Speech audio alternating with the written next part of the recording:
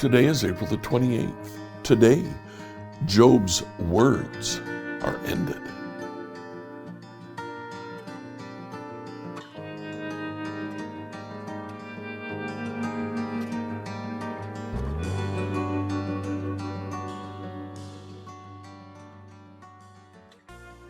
On Sundays, as we read through the Bible in a year, we dedicate it to Hebrew poetry. We're reading in the book of Job. Job's three friends have given all their speeches. Job responds to their speeches. And beginning in chapter 28, he gives one final speech. Actually, chapter 27, He gives one final speech in which he summarizes everything that he's saying. Now, in chapters 27 and 28, he says, I want to find wisdom. God is the source of true wisdom. Chapter 29, he remembers the past. I long for the years gone by when God took care of me. And through all chapter 29, he remembers the blessings that he had when God cared for him. In chapter 30, he begins with saying, But now I'm mocked. I'm mocked by everyone around me. I have no honor. But now I'm sick. Now I have no power. Now, in verse 20 of chapter 30, I cry to you, O God. You don't answer.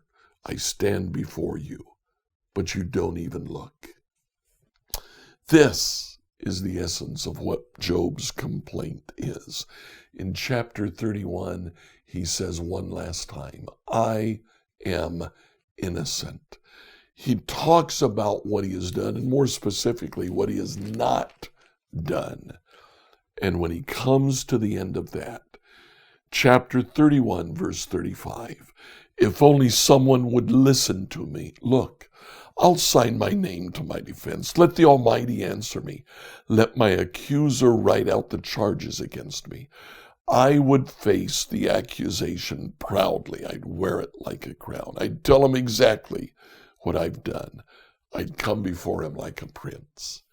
Job says simply, I want to speak to God. Enjoy today as you read Job 29 to 31. Job continues speaking. I long for the years gone by when God took care of me, when he lit up the way before me, and I walked safely through the darkness. When I was in my prime, God's friendship was felt in my home. The Almighty was still with me, and my children were around me. My steps were awash in cream, and the rocks gushed olive oil for me. Those were the days when I went to the city gate and took my place among the honored leaders. The young stepped aside when they saw me, and even the aged rose in respect at my coming. The princes stood in silence and put their hands over their mouths. The highest officials of the city stood quietly, holding their tongues in respect. All who heard me praised me. All who saw me spoke well of me. For I assisted the poor in their need and the orphans who required help. I helped those without hope, and they blessed me. And I caused the widow's heart to sing for joy. Everything I did was honest. Righteousness covered me like a robe, and I wore justice like a turban. I served as eyes for the blind and feet for the lame. I was a father to the poor and assisted strangers who needed help. I broke the jaws of the godless oppressors and plucked their victims from their teeth. I thought, surely I will die surrounded by my family after a long, good life. For I am like a tree whose roots reach the water, whose branches are refreshed with the dew.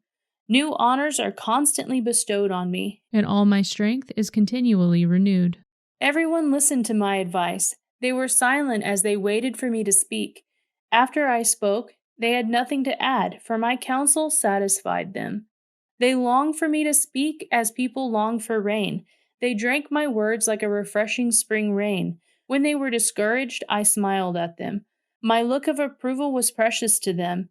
Like a chief, I told them what to do. I lived like a king among his troops and comforted those who mourned. But now I am mocked by people younger than I, by young men whose fathers are not worthy to run with my sheepdogs. A lot of good they are to me. Those worn-out wretches. They are gaunt from poverty and hunger. They claw the dry ground in desolate wastelands. They pluck wild greens from among the bushes and eat from the root of broom trees.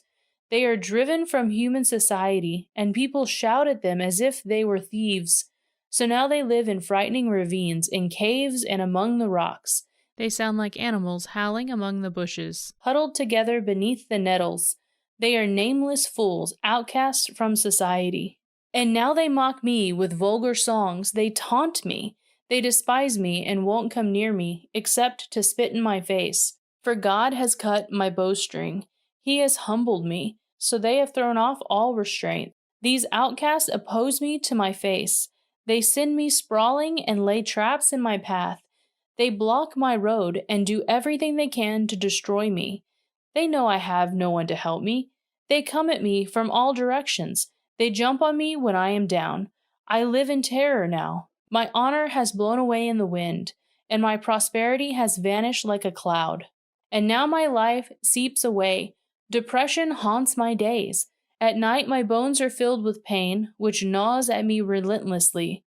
With a strong hand, God grabs my shirt. He grips me by the collar of my coat. He has thrown me into the mud. I'm nothing more than dust and ashes. I cry out to you, O God, but you don't answer. I stand before you, but you don't even look. You have become cruel towards me. You use your power to persecute me. You throw me into the whirlwind and destroy me in the storm. And I know you are sending me to my death, the destination of all who live. Surely no one will turn against the needy when they cry for help in their trouble. Did I not weep for those in trouble? Was I not deeply grieved for the needy? So I looked for good, but evil came instead. I waited for the light, but darkness fell. My heart is troubled and restless. Days of suffering torment me. I walk in gloom without sunlight. I stand in the public square and cry for help. Instead, I am considered a brother to jackals and a companion to owls. My skin has turned dark and my bones burn with fever. My heart plays sad music and my flute accompanies those who weep. I made a covenant with my eyes not to look with lust at a young woman, for what has God above chosen for us? What is our inheritance from the Almighty on high? Isn't it calamity for the wicked and misfortune for those who do evil? Doesn't he see everything I do and every step I take? Have I lied to anyone or deceived anyone? Let God weigh me on the scales of justice, for he knows my integrity. If I have strayed from his path, or if my heart has lusted for what my eyes have seen, or I am guilty of any other sin, then let someone else eat the crops I have planted. Let all that I have planted be uprooted. If my heart has been seduced by a woman, or if I have lusted for my neighbor's wife, then let my wife serve another man. Let other men sleep with her. For lust is a shameful sin, a crime that should be punished. It is a fire that burns all the way to hell. It would wipe out everything I own. If I have been unfair to my male or female servants when they brought their complaint to me, how could I face God? What could I say when he questioned me?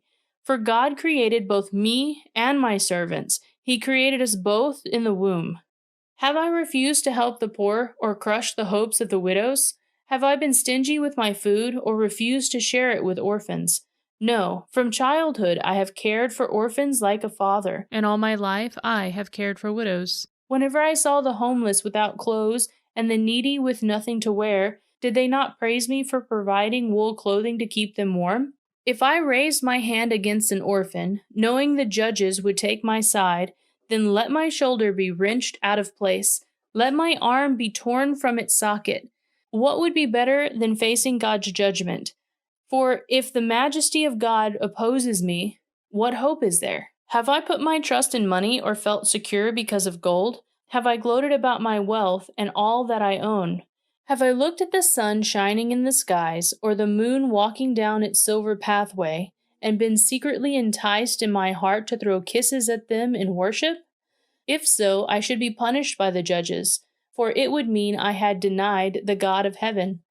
Have I ever rejoiced when disaster struck my enemies, or became excited when harm came their way? No, I have never sinned by cursing anyone or by asking for revenge. My servants have never said, "He lets others go hungry." I have never turned away a stranger, but I have opened my doors to everyone.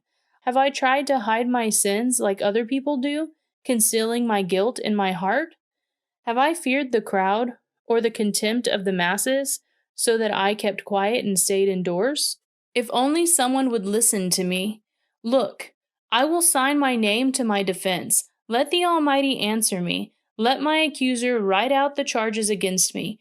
I would face accusation proudly. I would wear it like a crown, for I would tell him exactly what I have done. I would come before him like a prince. If my land accuses me, and all its furrows cry out together, or if I have stolen its crop or murdered its owners, then let the thistles grow on that land instead of wheat, and weeds instead of barley. Scripture reading from the New Living Translation by Emily Herrera. Like, follow, and subscribe to this devotional on whatever platform you use to listen to it. Email your questions to us at questions@becomehope.com. Tomorrow, David solidifies his kingdom.